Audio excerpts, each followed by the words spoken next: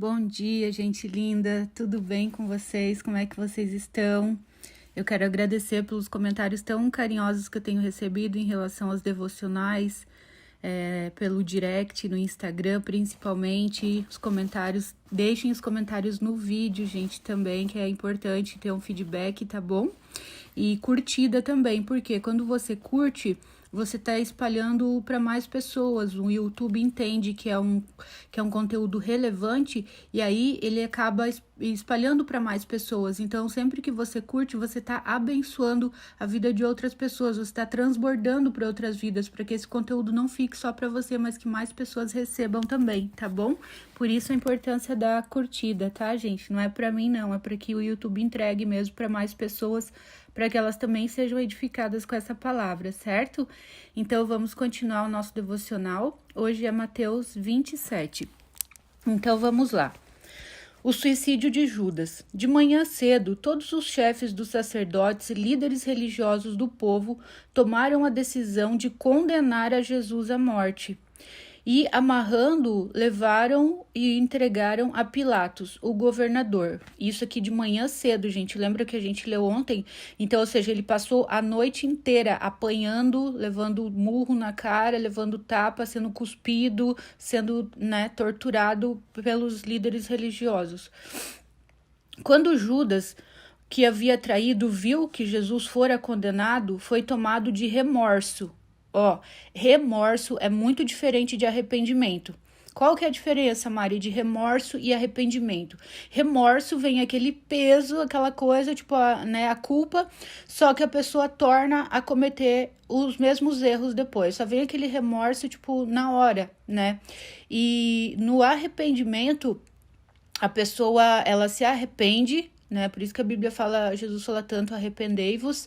No arrependimento, a pessoa, ela sente um pesar enorme por aquilo que ela fez de errado e ela muda de comportamento. Ela não volta a fazer aquilo. E se ela cair de novo em alguma coisa, é muito raro. Então, o arrependimento, ele leva você a abandonar o pecado, a abandonar o erro, e o remorso não. Você só sente aquilo no momento e depois volta a fazer de novo. Então não é arrependimento verdadeiro. E o que Deus quer da gente é arrependimento verdadeiro. Arrepender-se significa mudar de direção. Você está indo para um lado, você está fazendo coisas erradas, você volta e começa a fazer certo. Isso é muito importante, gente, porque quando a gente faz coisas erradas, seja em que área for, isso mais cedo ou mais tarde acaba voltando pra gente. Então, tudo que se você quer saber como que vai ser o teu futuro, observa como está sendo o teu dia hoje. O que você está fazendo hoje? O que você vai escolher plantar hoje? Entendeu? Se você plantar fofoca, se você plantar maldade, se você plantar humilhar alguém, se você plantar atacar alguém, falar palavras que machucam, se você escolher roubar. E roubar, as pessoas às vezes pensam, roubar nunca roubei. Sim, existem várias formas de roubar. Por exemplo, você trabalha numa empresa. O tempo que era para você estar produzindo e você estar matando o tempo ali no Facebook, no Instagram, tudo que você tinha outras coisas para fazer, você está roubando, você está sendo pago para estar ali trabalhando, você está roubando da empresa que você trabalha. Quando você tem um trabalho para fazer na faculdade, digamos, você vai lá e imprime todo o trabalho com os papéis da empresa, com a tinta da empresa, com a impressora da empresa, você usa clipe da empresa, sem pedir se podia. Você está roubando a empresa. Se você pegar um clipe da empresa, isso já é um roubo, certo? Então, às vezes, as pessoas passam por coisas, meu Deus, por que eu não consigo prosperar? Por que quando eu ajunto um dinheiro, alguma coisa, acontece alguma coisa que eu tenho que gastar? Por que eu bati o carro? Por que isso? Por que aquilo? Então, gente, é só você olhar para trás e falar, então assim, tudo é uma lição, né? Claro que tem coisas que são provações, não é porque você plantou algo ruim, são provações que às vezes Deus testa a nossa fé, como por exemplo o Jó. Jó não tinha feito nada de errado, mas Deus estava provando a fé dele, ele foi aprovado porque ele não murmurou, não reclamou, ele adorava a Deus em meio àquele sofrimento todo, tendo perdido todos os filhos, todos os seus bens, perdido a saúde, ele continuava adorando a Deus. E aí Deus veio e deu tudo em dobro para ele, em dobro, né? Então, assim, e às vezes são colheitas daquilo que a gente plantou. E às vezes também você tá colhendo tantas coisas boas, tá acontecendo tantas coisas boas na tua vida hoje, que você fala, Deus, muito obrigada, que bacana, tal. Você está recebendo a colheita de coisas boas que você plantou lá atrás também. Sempre que você ajuda alguém, sempre que você escolhe não se meter em fofoca. Eu sempre costumo dizer, a fofoca, ela morre nos ouvidos de um sábio, tá? As pessoas chegam pra você, blá, blá, blá, e você morre ali, entendeu? Uma, você se retira, você olha, não gostaria de ouvir isso, vamos falar sobre outra coisa? E outra, se você escuta, por exemplo, está no teu trabalho, você escuta, mas você não leva isso adiante, porque muitas vezes você pode estar levando uma informação errada. Às vezes a pessoa não gosta da outra pessoa, fala mal, você fica com aquela impressão da pessoa e que não é uma impressão verdadeira, entendeu? Então, assim, você pode estar levando uma mentira, passando para frente, denegrindo a imagem de alguém. Então, se você quer saber como vai ser o teu futuro, presta atenção no que você está plantando hoje, porque aquilo que você planta hoje, você vai colher amanhã, tanto as coisas boas quanto as coisas ruins. Então, assim, se você falar hoje, Mari, nossa, eu já fiz muita coisa errada, eu plantei muita coisa ruim, não importa. Claro, vai ter as consequências disso, mas a partir do momento que você se arrepender e pedir perdão para Deus, diante de Deus você já está perdoado. A Bíblia fala que ele lança os teus pecados no mar do arrependimento. Então, se você for pedir perdão para ele, se você se arrependeu, confessou e pedir perdão, porque a Bíblia fala, aqueles que confessam seus pecados e os deixam, alcançam misericórdia. Porém, aqueles que escondem o seu pecado nunca prosperará. Então, quando você confessa e deixa o pecado, você alcança misericórdia, Deus joga os teus pecados no mar do esquecimento, ou seja, ele não se lembra mais do teu pecado, e se você for pedir perdão de novo para ele, ele vai falar, filho, filha, do que você está pedindo perdão? Não sei do que você está falando, porque Deus já esqueceu, ele não fica ali te lembrando, te acusando, o ser humano que faz isso, né? Às vezes você já se arrependeu, já parou de fazer e a pessoa fica jogando na tua cara os teus erros do passado. Deus não faz assim, certo? Então, talvez, se você tenha plantado coisas ruins, né? Tenha, talvez, traído alguém, tenha se envolvido com uma pessoa que já é comprometida. Então, às vezes, você tem as consequências disso, Deus perdoa, mas o plantio, né, é opcional. A colheita, ela é inevitável, mesmo Deus tendo perdoado. E aí, o que acontece? Se você parar de plantar coisas erradas hoje e começar a partir de hoje, você fazer um propósito, a partir de hoje eu vou fazer as coisas certas. Então, daqui a um tempo, logo você vai começar a colher as coisas boas, desses frutos bons que você vai começar a plantar a partir de hoje, certo? E aí vai começar. Às vezes demora um tempo, né? Talvez ainda tá vindo a colheita de coisas erradas que você fez, mas a partir do momento que você se arrepende e confessa, Deus já te perdoa, entendeu? E aí você começa a plantar, decide plantar coisas boas a partir de hoje, porque o teu futuro vai ser um futuro de bênçãos, um futuro de vitórias, de glória em glória, como a Bíblia diz, certo? Então, o que Judas sentiu aqui foi remorso, ele foi tomado por remorso, não por arrependimento, ó. Versículo 3 do Mateus 27. Quando Judas, que o havia traído... gente, a minha Bíblia, para quem quer saber, é NVI, tá? Nova versão internacional. É a que eu leio, há mais de 20 anos eu leio essa versão, porque é a que eu mais gosto, assim, tá? Versículo 3. Quando Judas, que o havia traído, viu que Jesus fora condenado, foi tomado de remorso e devolveu aos chefes dos sacerdotes e aos líderes religiosos as 30 moedas de prata. E disse, eu pequei, pois traí sangue inocente. Mas ele já foi avisado várias vezes antes, né? E eles retrucaram, o que nos importa? A responsabilidade é sua. Então Judas jogou o dinheiro dentro do templo e saindo foi e enforcou-se. Então ele se matou, né? Porque ele viveu todo esse tempo com Jesus e ele não conhecia Jesus, porque ele sabia que se ele tivesse se arrependido e pedisse perdão, ele seria perdoado, né, dessa traição. Assim como Pedro também, que negou Jesus, foi perdoado e se tornou um grande homem de Deus, né? Ele que espalhou a igreja, né, os primeiros cristãos. Então ele foi e se enforcou. E aí, olha só, Os chefes dos sacerdotes, lá os religiosos, então sabiam que Jesus era inocente, porque Judas falou, pequei e traí sangue inocente. E eles falaram, o que nos importa? A responsabilidade é sua. Então eles podiam falar, opa, então ele é inocente, não vamos prendê-lo nem matá-lo. Mas não, eles seguiram adiante mesmo sabendo que Jesus era inocente. Então Judas foi e enforcou-se, né? Os chefes dos sacerdotes ajuntaram as moedas e disseram, é contra a lei colocar esse dinheiro no tesouro, visto que é preço de sangue. Então decidiram usar aquele dinheiro para comprar o campo do oleiro para cemitério de estrangeiros. Por isso ele se chama Campo de Sangue até o dia de hoje. Então se cumpriu o que fora dito pelo profeta Jeremias, lá no Antigo Testamento. Tá, gente? Sempre que lê. Então se cumpriu tudo no Antigo Testamento que os profetas já haviam profetizado que aconteceria. Tomaram as 30 moedas de prata, preço em que foi avaliado pelo povo de Israel, e as usaram para comprar o campo do oleiro, como o Senhor me havia ordenado. Então isso aqui já estava escrito lá no Antigo Testamento que iria acontecer. Jesus diante de Pilatos.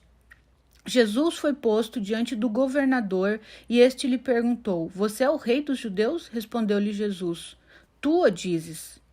Respondeu-lhe Jesus, tu o dizes, ou seja, você está dizendo. Acusado pelos chefes dos sacerdotes e pelos líderes religiosos, nada respondeu. Então Pilatos lhe perguntou, você não ouve a acusação que eles estão fazendo contra você? Mas Jesus não lhe respondeu nenhuma palavra, de modo que o governador ficou muito impressionado. Por ocasião da festa, era costume do governador soltar um prisioneiro escolhido pela multidão. Eles tinham naquela ocasião um prisioneiro muito conhecido, chamado Barrabás. Pilatos perguntou à multidão que ali se havia reunido. Qual destes vocês querem que eu solte, Barrabás ou Jesus, chamado Cristo? Porque sabia que o haviam entregado por inveja. Olha só, então o governador, né, que tinha o poder de condená-lo ou salvá-lo, sabia que tinham entregado Jesus por inveja, sabia que não havia pecado nenhum nele. E aí, Barrabás era um dos piores bandidos que tinham. Então, Pilatos, sentado no tribunal, sua mulher lhe enviou esta mensagem: não se envolva com este inocente, porque hoje em sonho sofri muito por causa dele. Então, ela também tinha sido avisada em sonho, Pilatos sabia que ele era inocente, mas olha o versículo 20. Mas os chefes dos sacerdotes e os líderes religiosos convenceram a multidão a que pedisse Barrabás e mandasse executar Jesus. Olha só. Então, gente, o povo tem muito poder, né? Porque Pilatos aqui, ele pegou e cedeu aquilo que o povo queria, mesmo temendo, mesmo Deus tendo falado com ela em sonho que ele era inocente, né? E que teria muito sofrimento se condenasse ele. Então, versículo 21, então perguntou o governador, qual dos dois vocês querem que eu solte? Responderam eles, Barrabás.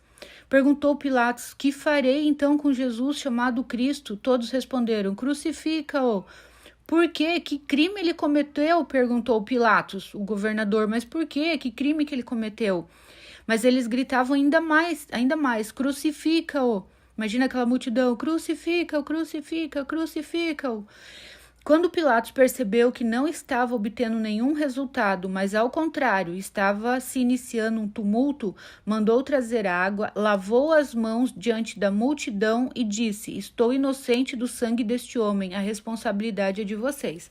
Na verdade, aqui Pilatos foi covarde, né? Ele lavou as mãos para dizer, então, agora tá com vocês que decidem, né? Mas ele tinha autoridade para falar, não vou crucificar, não tem nenhum argumento, não tem nenhuma prova contra ele. Então, Pilatos, ele, lavou as mãos, entendeu? Então, ele não se posicionou. E isso é muito sério, gente, quando a gente não se posiciona. Isso é ser morno, entendeu? E Deus fala lá em Apocalipse, seja quente ou seja frio. Se você for morno, vomitar-te-ei.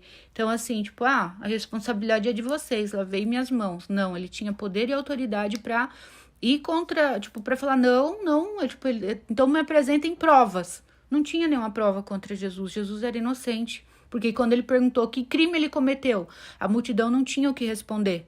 Não tinha, simplesmente continuava gritando, crucifica-o, crucifica-o. não tinha o que responder. Ele cometeu isso, isso, isso, ele cometeu aquilo, aquilo, aquilo. Enfim, aí ele lavou as suas mãos e disse: estou inocente do sangue deste homem, a responsabilidade é de vocês. Todo o povo respondeu: que o sangue dele caia sobre nós e nossos filhos. Olha só, gente, as pessoas às vezes não têm noção do que estão falando, né? Que o sangue dele, ou seja, a culpa da morte dele, caia sobre nós e nossos filhos. Que falta de sabedoria eles terem feito e falado isso. Então Pilatos soltou-lhe Barrabás, mandou açoitar Jesus e o entregou para ser crucificado. A crucificação, gente, naquela época era uma das mortes mais humilhantes que tinha, sabe? Então, assim, era uma morte muito humilhante para quem era um grande bandido, um grande, sabe, transgressor, e também era uma morte muito, muito dolorida, porque a pessoa ficava ali toda ferida, o corpo em carne viva, porque os chicotes que Jesus apanhava eram chicotes não normais, eles usavam aqueles ossinhos bem finos amarrados na ponta do chicote. Então cada vez que ele levava uma chicoteada, ele levou 39, né, chibatadas, aqueles ossos entravam na carne dele, e quando eles puxavam, eles iam cortando como navalha. Então a carne de Jesus foi cortada até os ossos, assim, entende? Então ele estava em carne viva, depois é pregado na cruz e aí fica ali até morrer de asfixia, entende? Então tinha gente que ficava 2, 3 dias assim, asfixiando. Imagina o sofrimento daquela dor toda, né? E tinha uns ainda que eles cortavam, quebravam as pernas. De Jesus não quebraram, para que se cumprisse o que estava escrito no Antigo Testamento, que nenhum osso seu seria quebrado. Continuando, os soldados zombam de Jesus, versículo 27. Então os soldados do governador levaram Jesus ao pretório e reuniram toda a tropa ao seu redor. Pretório, gente, significa o oficial do governador romano, tá? Então levaram ele ao oficial do governador romano, no versículo 27, e reuniram toda a tropa ao seu redor. Tiraram-lhe as vestes e puseram nele um manto vermelho, fazendo uma coroa de espinhos, e a colocaram em sua cabeça. Puseram uma vara em sua mão direita e, ajoelhando-se diante dele, zombavam: salve o rei dos judeus. Colocaram um manto vermelho, por quê? Porque os reis usavam aqueles mantos, né, de veludo lá, de púrpura, e colocaram a coroa de espinhos na sua cabeça. Gente, eram espinhos enormes que entraram na cabeça de Jesus, perfuraram toda a cabeça dele. E por quê? Porque os reis usavam coroas, e colocaram uma vara em sua mão, né? Pra dizer, tipo assim, porque o rei usava o cetro. Então, tipo assim, sabe, pra zoar com ele. Salve, rei dos judeus! Cuspiram nele e, tirando-lhe a vara, batiam-lhe com ela na cabeça. Imagina, ele já estava com aquela coroa, então quanto mais eles batiam na cabeça dele, mais aqueles espinhos enormes entravam na sua cabeça. Olha tudo que ele passou por mim e por você, gente. Depois de terem zombado dele, tirando-lhe o manto, vestiram as suas próprias roupas. Então o levaram para crucificá-lo. A crucificação, versículo 32. Ao saírem, encontraram um homem de Cirene, chamado Simão, e o forçaram a carregar a cruz. Porque Jesus tinha horas que ele estava tão ferido, tão machucado, que tinha horas que ele caía, que ele não aguentava levar. E açoitavam ainda mais ele. E aí chamaram esse homem para ajudar a carregar um pouco a cruz. Porque Jesus não estava com força mais, de tanto que ele tinha apanhado. Tinha passado a noite inteira apanhando, né? E aqui já era no outro dia. Chegaram ao lugar chamado Gólgota, que quer dizer lugar da caveira. Eu estive lá, gente. Eu entrei no túmulo onde Jesus foi sepultado. E lhe deram para beber vinho misturado com fel. Fel, não sei se vocês conhecem, pode pesquisar depois no Google, é a coisa mais amarga que tem. E lhe deram vinho misturado com fel, mas ele, depois de prová-lo, recusou-se a beber. Porque imagina, ele estava esse tempo todo sem tomar um gole d'água, ainda apanhando, a boca colando. Que coisa terrível a gente passar sede, né? É tão bom quando você tá morrendo de sede e você chega e toma aquela água fresquinha. Imagina ele esse tempo todo sem tomar um gole de água, ainda apanhando desse jeito. Depois o crucificaram. Dividiram as roupas dele, tirando sortes, e sentando-se, vigiavam-no ali. isso aqui se cumpriu porque estava escrito lá no Antigo Testamento, sortearam as minhas vestes, tirando sorte é fazer sorteio, vamos ver quem que vai ficar com as roupas dele, entendeu? Aí fizeram um sorteio e sei lá, algum soldado ficou com a roupa dele. Tá. Versículo 36. E sentando-se vigiaram-no ali. Por cima de sua cabeça colocaram por escrito a acusação feita contra este. Este é Jesus, o rei dos judeus. Olha a acusação que eles tinham contra ele, o rei dos judeus. Por isso aquela plaquinha que vocês veem em cima da cruz, era isso que estava escrito. Este é Jesus, o rei dos judeus. 2 ladrões foram crucificados com ele, um à sua direita e o outro à sua esquerda. Os que passavam lançavam-lhe insultos, balançando a cabeça e dizendo: você que destrói o templo e reedifica em 3 dias, salve-se, desça da cruz ao Filho de Deus. Olha só, ainda ele tinha que ouvir tudo isso, todos esses insultos. Da mesma forma, os chefes dos sacerdotes, os mestres da lei e os líderes religiosos zombavam dele, dizendo: salvou os outros, mas não é capaz de salvar a si mesmo. Jesus era capaz, se ele quisesse sair da cruz ali, ele saía na hora. Só que ele sabia que nós pagaríamos o preço daí. Então ele estava ali por amor a mim e a você. Ele escolheu passar por tudo isso por você e por mim. Ele podia ter se salvado, ter saído da cruz. Ele podia não ter ido para a cruz. Imagina, ele ressuscitava mortos. Então, assim, isso para ele seria moleza, sabe? Mas ele escolheu passar por isso para nos salvar. Salvou os outros, mas não é capaz de salvar a si mesmo. E é o rei de Israel. Desça agora da cruz e creremos nele. Ele confiou em Deus, que Deus o salve agora, se dele tem compaixão, pois disse: sou o filho de Deus. Igualmente insultavam os ladrões que haviam sido crucificados com ele. Mais uma vez eles tentando aqui, né, querer convencer Jesus da identidade dele. Se você é o filho de Deus, a mesma coisa que o diabo falou para ele quando ele fez os 40 dias de jejum no deserto, jejum e oração lá. Se tu és o filho de Deus, transforma então essas pedras em pão, né? Então sempre o diabo tá tentando atacar na tua identidade, tá? Porque ele sabe que se você não entender a tua identidade em Deus, você não toma posse daquilo que é herança tua, que é direito legal teu, porque Jesus já pagou o preço. Jesus fez pobre para que você fosse próspero. Jesus passou por todas as dores e enfermidades para que através do nome dele você fosse curado. Jesus se tornou maldito, porque a Bíblia falava que maldito é aquele que for pendurado no madeiro, que é a cruz. Jesus se tornou maldito para que você se tornasse bendito e abençoado. Então, em Jesus, gente, nós temos todas as coisas. Todas as coisas. É só você ir para Jesus e você vai ver como a tua vida vai mudar, como a minha mudou há 26 anos atrás, quando eu fiz essa escolha de ir para Jesus, né? E às vezes a gente tem aquela frase: se não vai por amor, vai pela dor. Eu fui pela dor, né? Depois que o caminhão me atropelou lá, que o meu pé caiu, ficou pendurado só por um tendão, foi que eu falei: Deus, se você existe... Bom, no YouTube é só colocar testemunho Marinalva Calegari e vocês vão ver a minha história, né? E eu falei: se o Senhor existe, se o Senhor tem um propósito na minha vida, não deixa amputar o meu pé, porque eles queriam amputar, que eu vou te servir. E foi aí onde eu tive um encontro com Jesus e entreguei minha vida, né, para ele. O sepultamento de Jesus. A morte de Jesus. Versículo 45. E houve trevas sobre a terra, do meio-dia até as 3 da tarde. Por volta das 3 horas da tarde, Jesus bradou em alta voz: Eloi, Eloi, lama sabachthani, que significa: meu Deus, por que me abandonaste? Então, gente, até Jesus passou pelo silêncio de Deus. Isso aqui é muito interessante, porque quantas vezes a gente pensa que Deus está em silêncio? Quantas vezes a gente pensa que Deus não está respondendo a nossa oração, que não tem mais jeito, que Deus nos abandonou, que Ele não está nem aí para o que a gente está passando. E até Jesus, Deus meu, por que me desamparaste, né? Por que me deixaste? Então, assim, se até Jesus passou por isso, imagina a gente. Tem momentos que a gente acha que Deus não está nos ouvindo.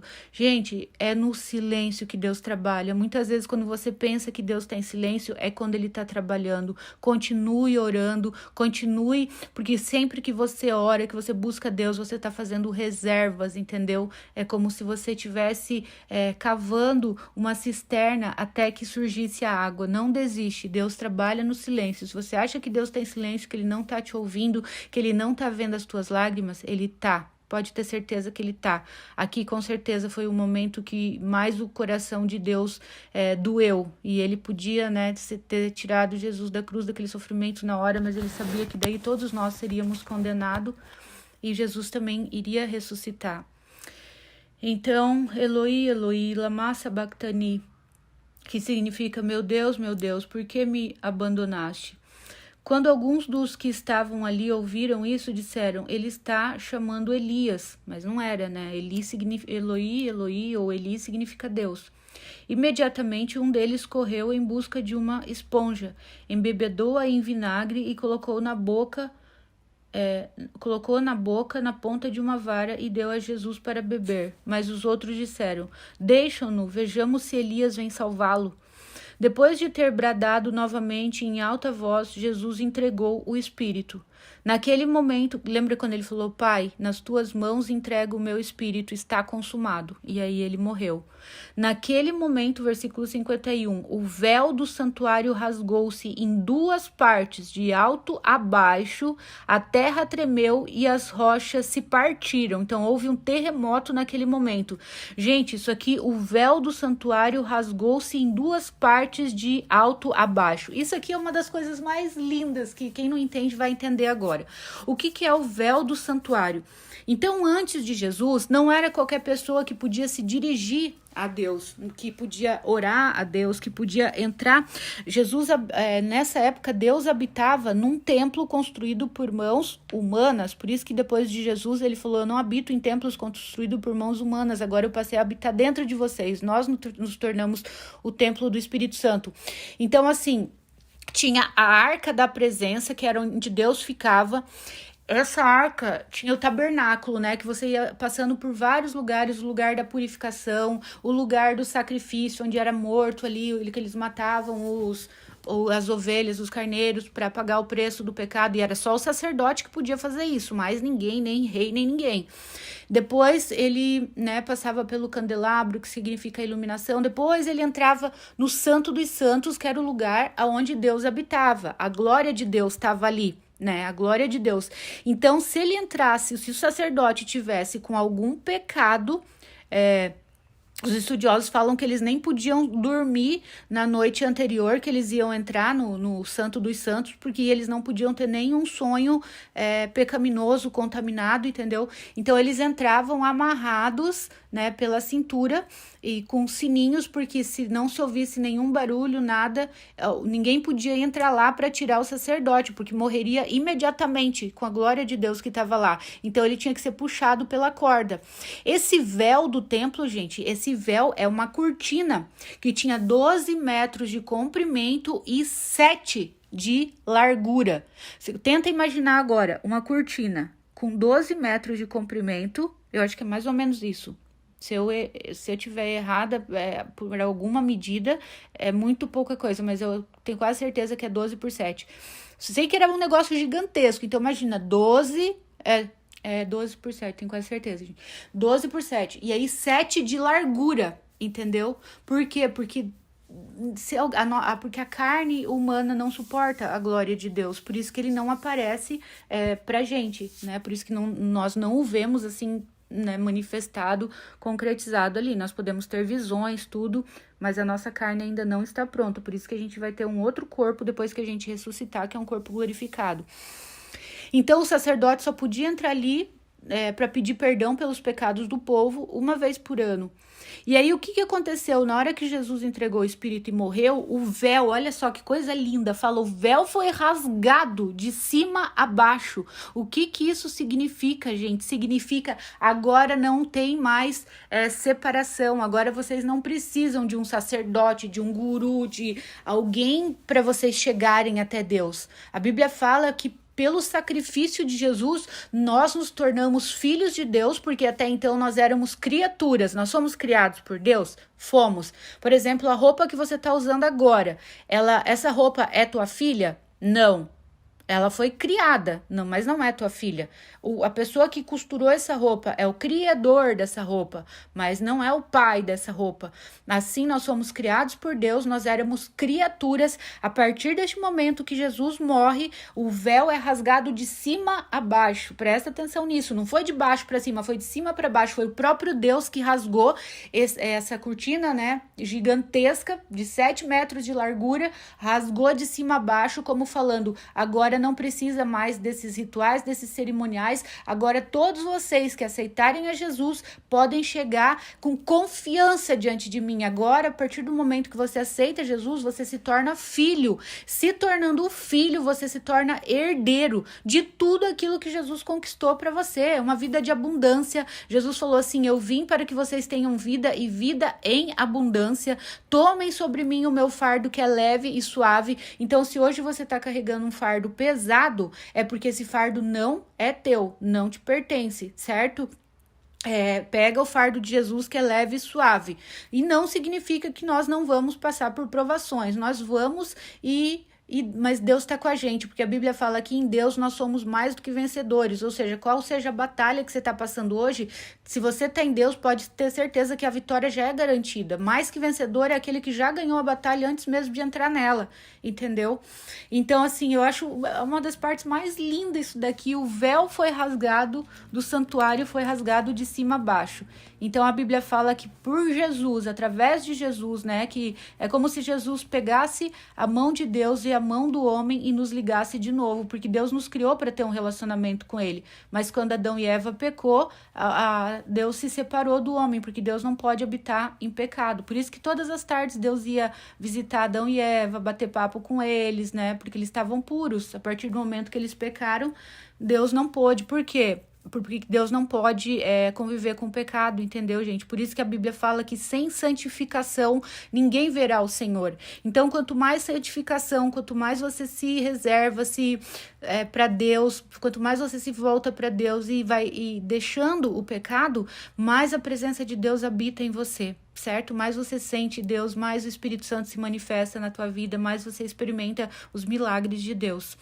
E você se torna herdeiro e você tem direito legal. Tem muita gente hoje vivendo uma vida de escassez. Escassez emocional, escassez financeira, escassez espiritual, sabe, escassez profissional, trabalhando às vezes num emprego que ela não gosta, fazendo algo que só de acordar ela já sente angústia, e você não precisa fazer nada disso quando você entender a tua identidade, quando você entender que através de Jesus você se torna filho de Deus, herdeiro de Deus, a Bíblia fala, e co-herdeiro com Cristo. O que é co-herdeiro? Significa herdeiro na mesma medida que Cristo. Olha que coisa mais linda, gente. A gente tem direito a todas as coisas. Agora, como que você vai tomar posse de algo que você nem sabe que é teu? Por isso a importância de conhecer o testamento, que é isso aqui que nós estamos fazendo agora, que é o testamento que Deus deixou pra gente. Aqui tem todas as promessas.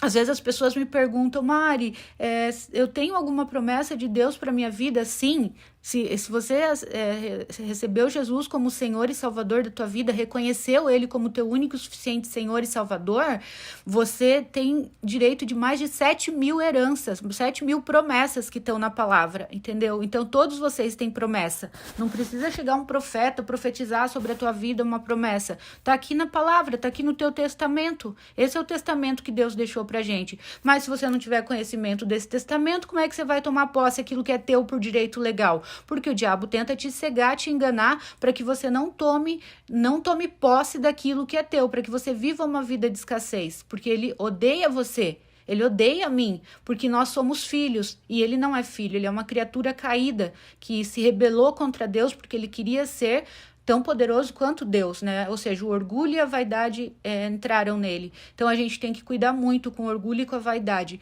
Um filme que eu assisto de tempos em tempos se chama O Advogado do Diabo, que ali você vê como o diabo age, porque a gente dá brecha por causa da nossa vaidade, do nosso orgulho. A gente dá brecha e ele só pode entrar onde tem brecha. Quando as brechas são fechadas, ele não pode nos tocar. Certo, gente? Então vamos continuar. O véu do santuário rasgou-se em 2 partes de alto a baixo, versículo 51. A terra tremeu e as rochas se partiram. Olha, teve um terremoto, as rochas, gente, aquelas pedras gigantescas, que Israel é tudo pedra, né? Se partiram. Os sepulcros se abriram e os corpos de muitos santos que tinham morrido foram ressuscitados. Olha isso, tudo que aconteceu quando Jesus morreu. E saindo dos sepulcros, depois da ressurreição de Jesus, entraram na cidade santa e apareceram a muitos. Quando o centurião significa o chefe de 100, né, de 100 soldados, por isso centurião. Quando o centurião e os que com ele Quando o centurião e os que com ele vigiaram Jesus viram o terremoto e tudo o que havia acontecido, a terra escureceu, né?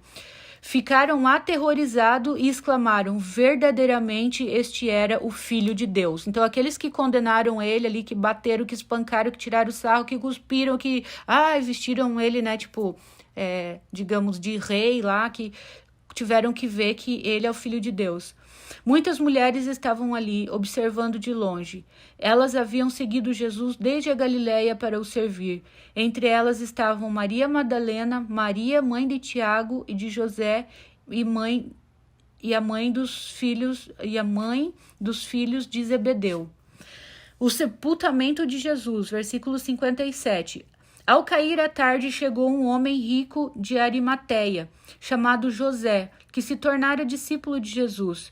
Dirigindo-se a Pilatos, pediu o corpo de Jesus. Então, ele era um homem muito influente, porque ele foi direto ao governador. Ninguém tinha acesso ao governador assim, tipo, vou falar com o governador. Ele foi lá falar com o governador, então ele, além de ser um homem muito rico, ele era um homem muito influente e era discípulo de Jesus. Dirigindo-se a Pilatos, pediu o corpo de Jesus, e Pilatos ordenou que lhe fosse entregue. José tomou o corpo, envolveu num lençol limpo de linho. Um lençol de linho era um lençol muito caro naquela época, gente. E o colocou num sepulcro novo, que ele havia mandado cavar na rocha, que foi o sepulcro onde eu estive lá em Israel. E fazendo rolar uma grande pedra sobre a entrada do sepulcro, retirou-se. Maria Madalena e a outra Maria estavam assentadas ali, na frente do sepulcro. Então, Jesus foi sepultado nesse sepulcro de José de Arimateia, né? Naquela época, só os ricos que tinham um sepulcro assim, que novo e tudo daquele nível. A guarda do sepulcro, versículo 62. No dia seguinte, isto é, no sábado, os chefes dos sacerdotes e os fariseus dirigiram-se a Pilatos e disseram: Senhor, lembramos que, enquanto ainda estava vivo, aquele impostor disse: depois de 3 dias ressuscitarei. Ordena, pois, que o sepulcro dele seja guardado até o 3º dia, para que não venham seus discípulos e roubando o corpo, digam ao povo que ele ressuscitou dentre os mortos. Este último engano será pior do que o primeiro. Olha só, gente, chamaram ele de impostor. Esse impostor falou que no 3º dia ele ia ressuscitar. Mas se ele era um impostor, se eles achavam mesmo que Jesus era impostor, por que eles estavam preocupados que Jesus iria ressuscitar ou não? Entendeu? Percebe que eles sabiam quem Jesus era e mesmo assim, por inveja, eles mataram Jesus. Então, às vezes, e eles eram o quê? Os líderes religiosos, entendeu? Então, às vezes, aquele que era para ser teu irmão em Cristo, gente, por isso que a gente não pode se escandalizar, porque tem muitos falsos cristãos, e eles estão, muitas vezes, dentro da igreja, às vezes são aqueles que vão na igreja todo dia, que lê a Bíblia todo dia, que, não sei o quê, fazem cara de espiritual, e não tem nada de espiritual, não tem intimidade nenhuma com Deus, e às vezes o ataque pode vir desses mesmos religiosos. Então, não deixa o teu coração se entristecer com isso, porque Jesus falou que o joio ia estar junto com o trigo. O joio é uma planta muito parecida com o trigo. Eu vi um pé de joio já, é muito, praticamente igual. Só que o joio não serve para nada, é uma erva daninha. E o trigo é algo lindo que traz alimento, né, para o nosso corpo. Jesus representa o pão da vida que traz alimento para nossa alma e para o nosso espírito. Então, Jesus falou que o joio ia crescer junto com o trigo, mas que não era para arrancar, deixa que no final, no último dia, Jesus ia separar o joio do trigo. Então, às vezes vai vir de um irmão, de uma irmã da igreja, irmão nada, né? Tá ali disfarçado de irmão de crente, de cristão, e não tem nada de cristão. Então, os próprios religiosos que mataram Jesus. E eu acho, assim, a incongruência deles, né? A incongruência, a contradição deles. Aquele impostor falou que ia ressuscitar, então reforça a guarda lá no sepulcro, porque se ele ressuscitar vai ser pior daí do que... esse último engano será pior do que o primeiro. Ué, peraí. Mas se ele é impostor, por que vocês estão preocupados se ele vai ressuscitar? Porque se ele é impostor, é impossível que ele ressuscite. Vocês estão com medo do quê? Tá vendo, gente? A hipocrisia, a incongruência. Versículo 65.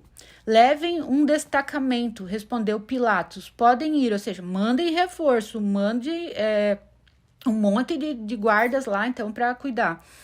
Podem ir e mantenham o sepulcro em segurança como acharem melhor. Eles foram e armaram um esquema de segurança no sepulcro, e além de deixarem um destacamento montando guarda, lacraram a pedra, ou seja, a pedra já era pesada pra caramba, gente. Imagina aqueles... se vocês olharem ali o vídeo, os destaques no meu Instagram ali, Israel 1 e 2, que eu falei ontem, vocês vão ver eu entrando e saindo do túmulo de Jesus, ali onde ele foi sepultado, né? E então, imagina o tamanho da pedra, e ainda a pedra foi selada, ou seja, eles colaram, como se colocasse tipo um piche, alguma coisa que colou a pedra, e ainda eles revezavam os guardas, e fora isso, tinha mais aquele reforço, o destacamento que ficava ali o tempo todo cuidando para que Jesus não ressuscitasse. E nós terminamos aqui o versículo de hoje. Amanhã nós vamos ler, amanhã é o último capítulo de Mateus, certo? Então, olha só, que coisa linda, gente. Foi muito triste, muito grande o sofrimento de Jesus, tudo que ele passou por mim e por você, mas através desse sacrifício, nós nos tornamos filhos, e é só através de Jesus, não tem outro caminho. Por isso ele fala, eu sou o caminho, a verdade e a vida. Ninguém vem ao Pai, a não ser por mim. Olha que interessante, ele falou, ninguém vem ao Pai, ele não falou, ninguém vai ao Pai. Ele falou, ninguém vem, porque o Pai estava nele, eles eram um só, Pai, Filho e Espírito Santo são um só. Então, ninguém vem ao Pai, a não ser por mim.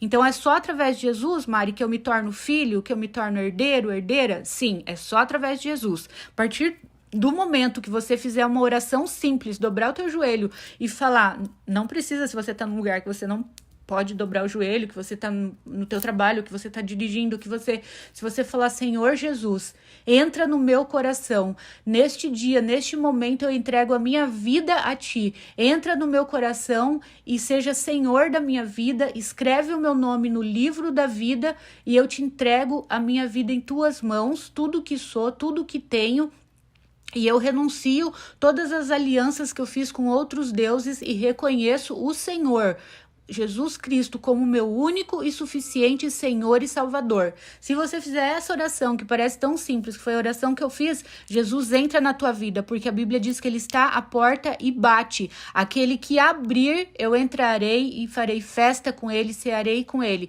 Então Jesus, Ele bate o tempo todo, mas Ele não invade. O diabo invade, o diabo é invasor. Jesus não. E a maçaneta está do lado de dentro do nosso coração. Jesus só bate. Agora, quem abre a porta para ele entrar é você. Então, se nesse dia você ainda não fez essa oração, fala, Jesus, eu abro a porta do meu coração para você entrar. Eu abro a porta da minha vida para o Senhor entrar. Muda a minha vida. Seja o Senhor e Salvador da minha vida. E aí, a partir dessa oração, você se torna filho e filha de Deus no mundo espiritual. Você deixa de ser criatura para se tornar filho. Se tornando filho, imediatamente o teu nome é escrito no livro da vida, para quando chegar o último dia da ressurreição, o teu nome tá lá, e aí você vai entrar para a glória eterna, onde não haverá choro, onde só vai ter alegria, não vai mais ter os sofrimentos desse mundo, não vai mais existir lágrima, a gente vai passar a eternidade com Jesus em festa, em alegria, né, em abundância. A Bíblia fala que lá tem ruas de ouro, gente. Imagina a prosperidade, a abundância, a alegria, não existe sofrimento mais. Então, o teu nome vai ser escrito no livro da vida, você se torna filho e filha. Neste momento é colocado uma coroa sobre a tua cabeça, porque quem é filho do rei é o quê? Príncipe e princesa. Você se torna príncipe, se torna princesa no mundo espiritual, você se torna herdeiro e começa então, aí você passa a ter direito a toda a herança que Jesus deixou para você. Ele pagou o preço de tudo para que você não tivesse que passar, né, por sofrimentos aqui. Claro, a gente terá algumas provações, alguns sofrimentos, mas nós já somos mais que vencedores. Então ele veio para que a gente vivesse uma vida de abundância. Então a partir desse momento é direito teu, direito legal teu, viver uma vida de abundância, certo, gente? Então vamos orar para a gente encerrar. Senhor Jesus, muito obrigada, Senhor, por tudo que o Senhor passou na cruz por nós. Deus, cada cuspida que o Senhor levou, cada chibatada, aqueles espinhos entrando na tua cabeça, perfurando, Senhor, o teu crânio, sangrando a tua carne que foi cortada, Senhor, até os ossos, aquela lança que perfurou o teu lado direito e saiu água e sangue. Deus, tudo que você passou, humilhação. Jesus, nós te agradecemos, Senhor. Sabemos que não somos merecedores, mas porque o Senhor nos amou de forma incondicional. O Senhor passou por tudo isso por nós. A tua palavra diz que ainda que pai e mãe nos abandonem, o Senhor jamais nos abandonará. Que coisa linda, Senhor. Através da tua morte, Jesus, o véu do templo foi rasgado de cima a baixo, ou seja, agora nós podemos chegar com confiança diante do Senhor, não precisamos mais de um mediador, o único mediador que nos leva até Deus é você, Jesus. Tu és o mediador, tu és o nosso advogado, tu és o nosso juiz, tu és tudo para nós, Senhor. Senhor, muito obrigada por nos tornar filhos de Deus, herdeiros de Deus, co-herdeiros contigo, Jesus. Nós te damos toda a glória, toda a honra, toda a nossa gratidão, Senhor. Abra o nosso entendimento e nos faça entender a imensidão disso tudo que o Senhor fez. Paizinho, em nome de Jesus, aumenta a nossa fé, dá-nos um coração grato, Senhor, infinitamente gratos pelo presente da salvação. Obrigada porque hoje acordamos, estamos respirando, estamos com saúde. Alguns que não estão com saúde podem clamar ao Senhor pela cura, porque tu és o mesmo Deus, ontem e hoje sempre há de ser, o Deus que cura os enfermos, que ressuscita mortos, Senhor. E você disse, Jesus, aquele que crê em mim, ainda que esteja morto, viverá. Então, ainda que aos olhos humanos não haja mais salvação, mais cura para uma pessoa, que não haja mais solução, se ele crê no Senhor, há solução sim. O Senhor é o Deus de milagres, Deus. Eu sou um milagre do Senhor. Muito obrigada, Jesus. Nós damos a ti toda a glória, Senhor.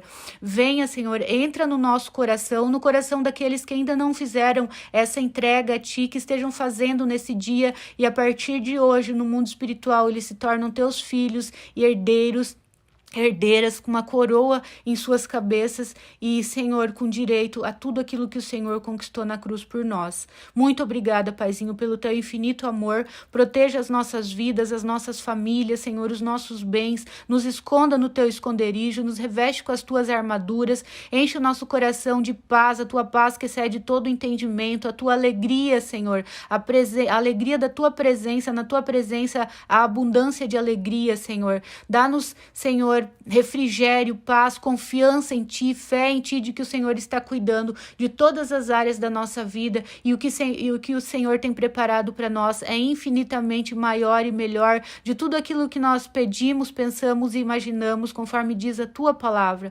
Obrigada pelo teu infinito amor, Senhor. Muito obrigada, Senhor. Dirige cada um dos nossos passos, das nossas falas, Deus. Coloca guarda a porta dos nossos lábios para que não pequemos, Deus, com os nossos lábios, com a nossa língua. Deus, que toda a fofoca morra nos nossos ouvidos. Ajuda-nos a partir de hoje, Senhor, a plantarmos somente coisas boas para que tenhamos um futuro de paz, prosperidade e alegria, Senhor, porque vamos colher conforme a semente que plantamos, Paizinho.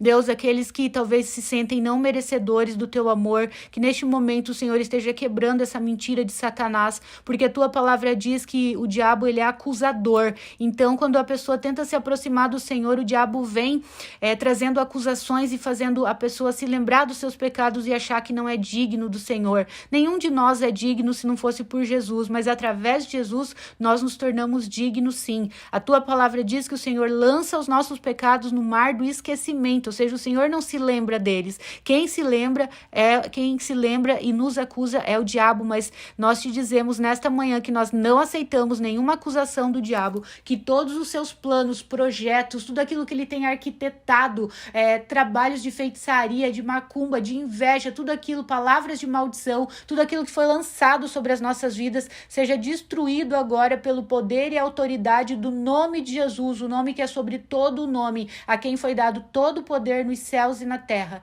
Senhor, nos esconda, Deus, debaixo das tuas asas, na palma das tuas mãos, Paizinho. Muito obrigada por termos os nossos nomes escritos no livro da vida e por um dia, Senhor, nós irmos morar contigo e todo sofrimento aqui na terra não existirá mais, nem choro, nem lágrima. Muito obrigada, Senhor. Nós te damos toda a honra, toda a glória, louvor e adoração e a nossa gratidão, Pai. Em nome de Jesus é que nós oramos e te agradecemos. Encha-nos do teu Espírito Santo, Senhor, e sê conosco em cada passo, em cada atitude, em cada pensamento, em cada sentimento, em cada palavra, em cada ouvir e nas nossas emoções, em todas as áreas da nossa vida, Deus. Em nome de Jesus, nós oramos e te agradecemos. Amém.